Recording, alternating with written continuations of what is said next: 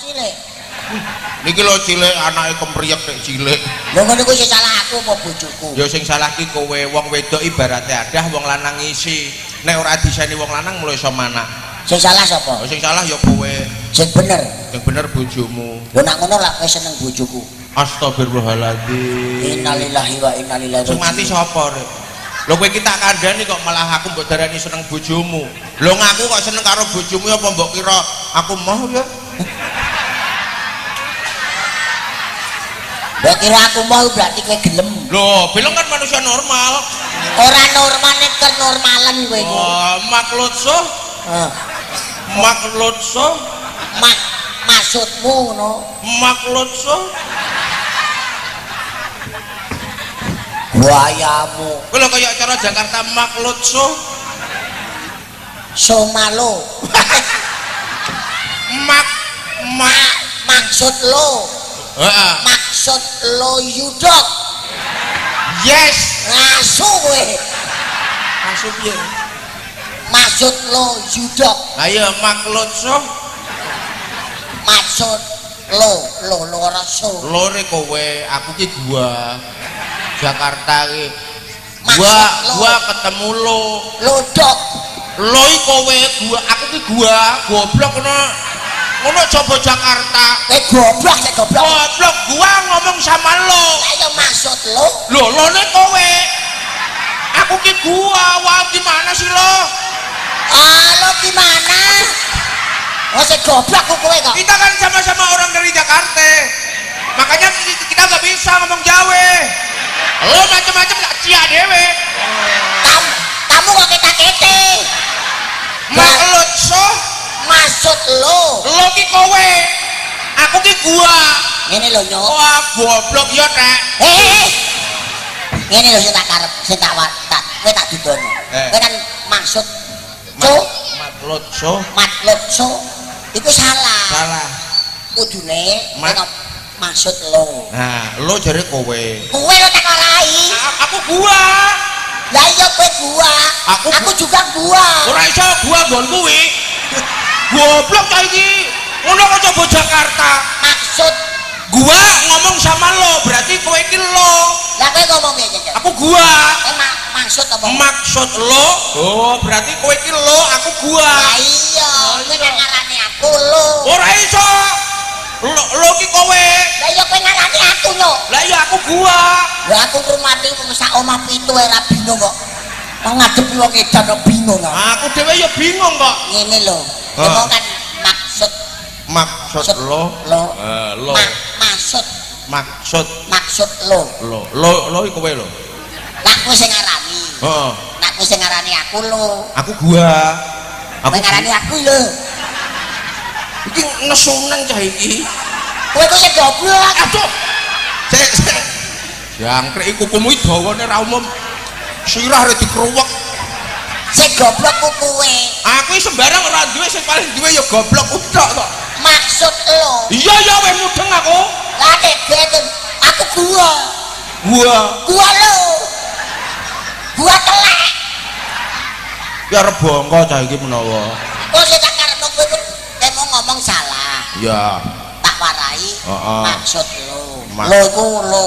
Lo iki kowe, aku gua, goblok iki jadi balik ngene cah iki. Kowe karo aku bengi iki ning daleme Pak Suwiwi. Aduh. Ora ana wong ki manuk. Pak Salawi. Pak Suwawi. Pak Suwawi. Sorry, Pak. Walah, rumah Pak Suwawi. Pak Suwiwi. Omahe kok ndi sing digawe sing ndi ya?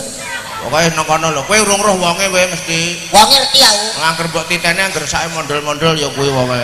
Lho nek mondol-mondol nang apa? Ya nampani buon. Wong mula iki rak nekakno tamu. Tamu iki hurufe papat. TAMO. Ya ta? Melok lungguh. Enakan kowe enak-enak linggih. Lho, aku kan calon gubernur. Lho kok calon gubernur kalau dagelan seneng calon gubernur. Ora, aku mah tak tolak aku. Calon gubernur mah aku, gubernur. Calon gubernur kok mbok senengi. Gubernur 5 tahun enak dagelan sak modare ra mikir apa-apa. Lah iya kok. Neng daleme Pak Suwawi. Maksud lo? Maklutso. Maksud lo? Maksud lo. Lo iku aku. kamu. Gua maksud telak neng daleme Pak Suwawi ki duwe kajat ulang tahun yo ngiras pantes syukuran Pak Su didongak-dongake sak bubare nanggap ketoprake Mas Sam. Ning aku percaya piyayi kene iki nggone wong royal. Nek Gunung Budak. Royal. Maksude iki wonge wong ngetren. Royal ketoprak endi wae sing urung tau mlebu nang kene wis kabeh wingi ning lor kono aku karo Mas Kirun kowe diguak ning Watu Pawon waduh ra umum iya kowe pancen kowe diguak rono kok ndageli celeng kuwi kok kowe aku kan potongan piyayi kowe ora ana piyayi buta ora ana lho mbak kene bar dirasani wong aku tuku mie ayam nang ngono lho belong jebule nek lugasan bagus ya ngono. Terus sing anak wedok ngono kuwi dipek mantu gelem apa ora? Aku wong rupaku bagus ya nek ora tak gagas ngono. Cahe wedok ya gerpet aku guyu. Aku ya tak iya ketengan tok ale. Bareng aku metu buri kono ditokno. Mas Belang. Iya. Bareng tekan kene tak tamakno congore guwing jebule. Aku petok aku. Blok matamu delok wong moto katarak mbok gawa iya ora kok lah bareng lah Bu kula mendhi bojo ora apa mau gelem aku seneng kok oh di bojo dagelan iki penak lho penak lho di bojo dagelan padha karo di selepet tanggon ada iso ketiga ngene iki kayane gedhe lah nak rendeng sprit dienggo ijuk biar nggo raup nak rendeng rendeng mangane ya jas pipi gak di TV ya ban serep gue nabrak dasmu ini lho bojomu wingi nonggonku tak suguhi cuwilan pelek hanya ini kebertibon berarti satu-satu dagelan perselingkuhan lundung kabeh aku itu tuh sing bertibo ngomontor aku dhisik lho kowe karo kan tunggal guru aja ganggu maksud lo maklud soh sakno ngene lho mula jeneng menungso urip iki kebaeng lelakon diarani lelakon kuwi ribet bener waton menungso kuwi gelem budidaya lan ikhtiar insyaallah Gusti bakal menehi amin contone kaya Bapak Suwawi ya to ambane mung sak Pak Suwawi iso mangayu bagya anake ulang tahun didongake sak bubare nanggap ketoprak diparingi lancar nggone golek rejeki paringi panjang yuswane adoh saka bilaine Allahumma asin diupama amin kok asin oh kuping laran tok mbok gawa amin rasin waduh laran blokong gledek oh jok lho gledek ngawur ora sak gilane piye wong sing dulek iki dipot iki gila wis dongak-dongakno dongak iki mau lagune Walang Kekek lagune saiki ana sing ngetren neh apa lagune Cahaya alah lagu Cahaya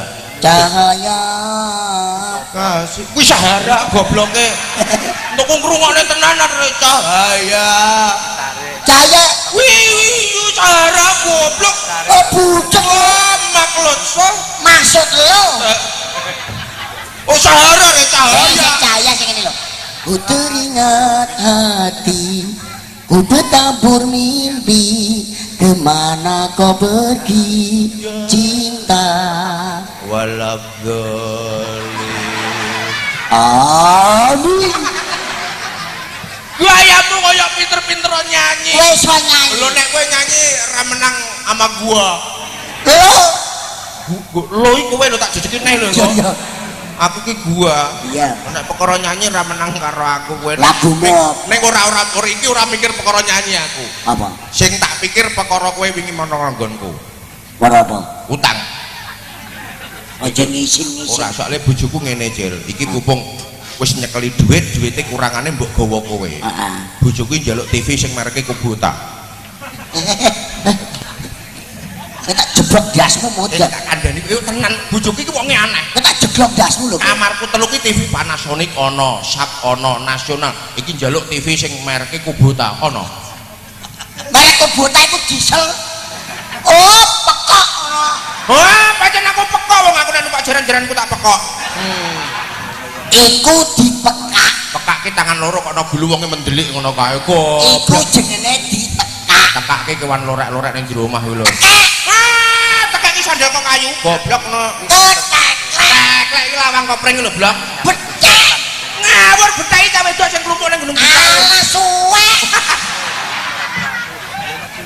Gablek. Kowe nek ngomong nek aku utang kowe. Oh, 100 kalau dik 100 winginane lho. Tolong balekno. Bojoku njaluk TV tenan ki sing mareke kubota. Sain ono ukuran sain. Delok mata siji sak ngene lho. TV nasional palang Panasonic. Iku ono. TV kok kubota. Nggo nabrak dasmu. Kubota iku diesel. Nah, lah Pak Suwawi mah ya kondo wis Mas Belong rasa tuku TV. Sesuk kowe arep duwe ya dia. Apa? Kulkas tanpa pintu. Karo Pak Suwawi. Ngono wong Jakarta. Lho, maklot so. Maksud lo? Ola pone kulkas. Sesemene Kulkas are kalkus. Kulkas tanpa pintu ku ademe kapan? Ademe. Kowe angger gak mbok weki dik 100 kuwi. Utangku pira? 100. Dapan. Ngenane jemah angek-angek wis tu. Jemah malam setu. Heeh. Kowe ngerti duwike? Roh. Ketan siji, 22 puluhan siji. Pira? 100. Ndak wis pas. Pas. Lah iya. Iya. Gekek lapo to. Maklot so. Maksud lo? Duite iki lho ndi tak idai cengolmu kok. Nek duite si eleng. Kowe nagih aku ping pira? Ping 4. Kok ora isin kowe? Piye maksudnya? Ora tak weki kok ora isin. Oh gak ngene lho Mas, wong utang ki wajibe nyaur nek urung duwe semoyo. Nek iki perkara iki ora mbok lapor apa ora mbok wene tak laporno karo sing berwajib. Wong kole. Sopo iku? Lho kancaku ah. Kancamu sapa? Lho kancaku kan bapak polisi. Kowe demuni di kanca polisi. Kowe tak takoni iso jawab? Iso. Polisi mangan sego karo polisi mangan sarimi lagune piye? Polisi mangan sego karo polisi mangan sarimi. Lagune piye? Ya ora ana lagune. Ana. Lah lagune piye? Nak polisi mangan sego dari Sabang sampai Merauke berjajah pulau-pulau sambung menyambung menjadi satu, itulah Indonesia. Oh, jadi ini polisi sak Indonesia sing digoleki sego ya. Sego dari Sabang sampai Merauke. Heeh, nek polisi mangan sarimi. Dari Sabang sampai Merauke, dari barat sampai timur, Indonesia tanah airku, Indomie seleraku. Dadi sponsor untuk bayaran bareng kok tetek. Lho iku tentara mae polisi mangan sego karo Berarti petugas. Petugas. Aku saiki tekon. Takon Kowe ono. apa bedane polisi mangan sarimi karo polisi mangan sego? Mau. Iki aku ya takon. Apa bedane petugas karo pembalut wanita? Modar kowe. Wah, jak takokmu jorok Ayo. kok. Ya ora jorok. Lah kok ya padha mangan sego karo Petugas bedane petugas karo pembalut wanita. Nak petugas iku keamanan. Ya wis suwe no sing ngomong petugas undi-undi ya sapa? Nak pembalut wanita iku Alah. lah telah. Lah bedane apa petugas karo pembalut wanita? Bedane petugas karo pembalut wanita. Nek petugas disiplin. Petugas Disiplin. Nah, pembalut wanita diselipin. Diteleki. Ya padha ae ono mangan sarimi karo sego rek. Lah kowe dari Sabang sampai Merauke kita mau kuwi nek bahasa Indonesia nek basa Jawa piye? Wis. Dari Sabang sampai Merauke berjajah pulau-pulau. nek basa Indonesia nek basa Jawa. So. Wis. Elah, goblok. Piye? Nah, aku iso to, Ndok. Utanganmu batere lho. Aku kan anak gaul. Kegaulan. Wiwit Sabang nganti Merauke do jejer pulo-pulo sambung disambung dadi sawiji iku Indonesia. Indonesia Siti Toyo kula. Aduh. Indonesia tanah airku. Tanah ki apa? Siti Ya iya, air. Toyo. Indonesia Siti Toyo pulo berjajah pulo-pulo.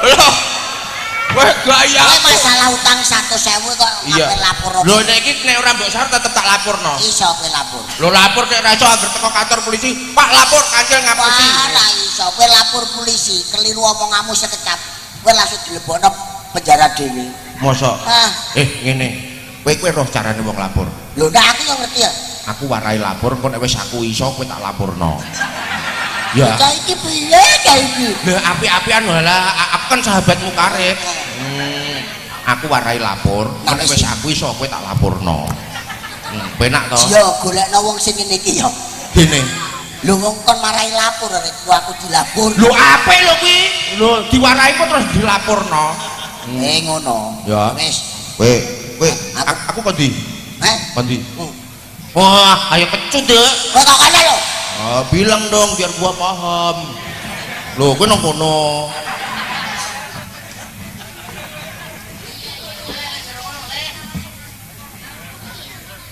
neng di oh iya anak buah halo pak 5 tahun penjara mau nih halo pak lah iya lah sing bener lah kudune permisi oh alah lapor permisi sih nek kok piye permisi pak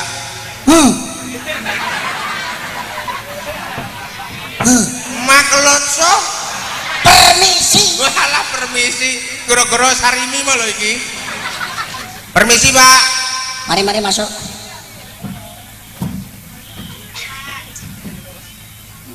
mau apa mau lapor pak masalahnya apa masalah Kancil ngapusi saya pak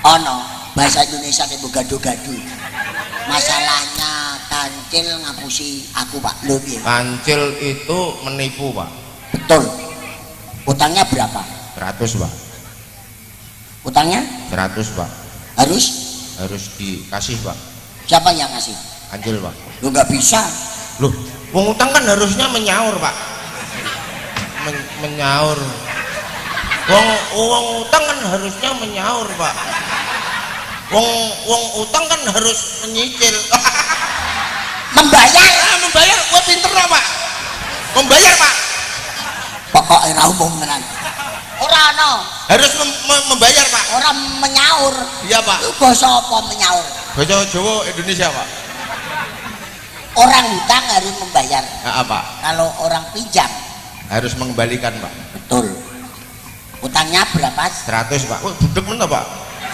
aku polisi ya mau budek-budek lho kok sing kadene nek 100 jek takok terus pak nah wong lanang ora tak jigo atas ndasmu piye we 10 tahun iya kowe polisi lali aku sorry dak wong utang harus nyaur pak harus membayar kalau memang Kancil ini hari tidak bisa nyaur tolong dibunuh aja pak dia berarti penipuan pak dia tidak mau membayar iya pak betul pak saya hukum 15 tahun kok bapak bujune jek inuk modar saya hukum 15 tahun Kancil tapi Kancil harus dibawa ke sini Kancil gorene lagi iso mutus sih pak modar kowe Kancil gorene lagi iso mutus sih modar ono Kancil kalau Kancil tak wedek 2000 ge moh Kancil gorene pak kok warene budak iku 15 tahun dihukum modar lho lah Kancile dadi polisi ya re lah aku golek Kancil kene roh piye kene ono sing jenenge Kancil ora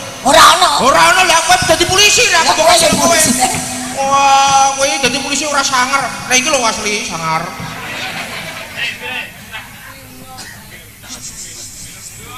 kowe berarti dadi aku kowe dadi Kancil aku dadi polisi kowe dadi polisi aku belong oh iya kita pelajari ya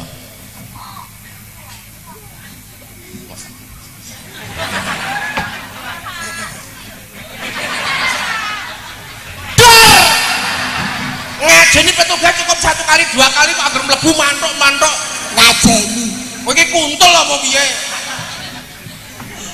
masuk lho durung kok masuk permisi pak Ya. Siapa ini? Saya Bilong. Mau apa? Mau lapor, Pak. Jam berapa? Jam 7. Masih tutup. Ibu ya kok. Tutup. Lapor orang dulu. Permisi, Pak. Masuk. Siapa ini? Kancil. Kancil untung suwe.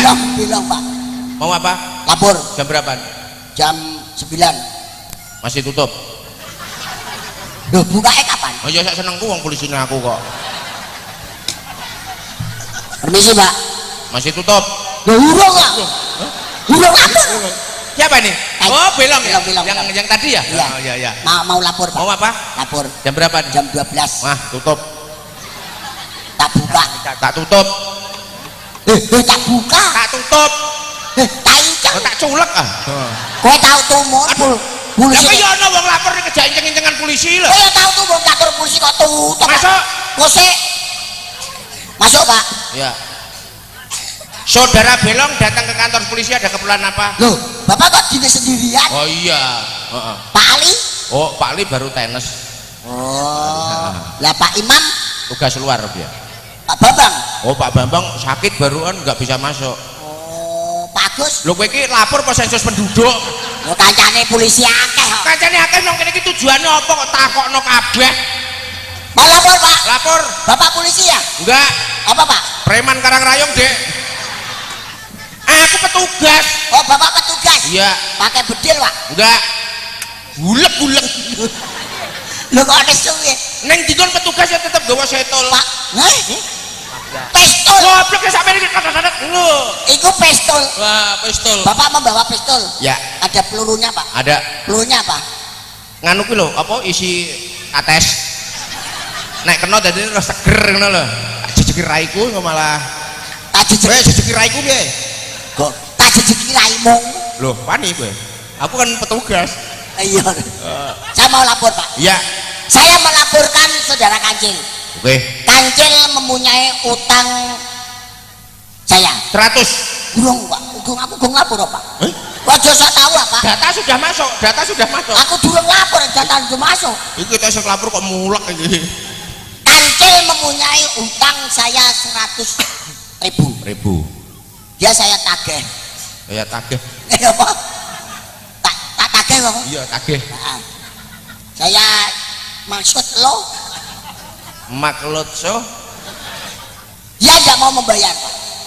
Berarti Hukum. sumpah tak hukum modar iki. Saya sebagai penegak hukum Di di tengah-tengah tengah-tengah masyarakat. Mana yang salah saya benarkan, yang benar saya salahkan. pecat. Loh, Polisi tak pecat. lu polisinya aku Yang pecat. salah tak benarkan. Maksudnya yang salah saya salahkan, yang benar saya benarkan. Sentul. Karena Kancil tidak mau membayar utang sama Belong. Membayar utang. Hukumannya berat, termasuk penipuan juga pencemaran nama baik. Berapa, Pak? 35 tahun. Kancil Dihukum 35 tahun. tak ada, Pak. Kancil anak akeh, Pak. Begini. Bojone telu anake Abdullah ya. Anak cilik. Oleh Bojone Kancil telu. anak bojone Kancil telu anake Abdullah ya. Ya Allah, Gusti kamu kok tulang punggungnya Kancil. Tulang punggune aku. Nek Kancil dihukum. Sing rumati anake sok. Ora kuat banget. Ya. Polisi kok bocah nangis ku. Kowe polisi geblek kok. Wong polisi bocah nangis lho. Lah bener apa hukum perkara utang iku rasa tekan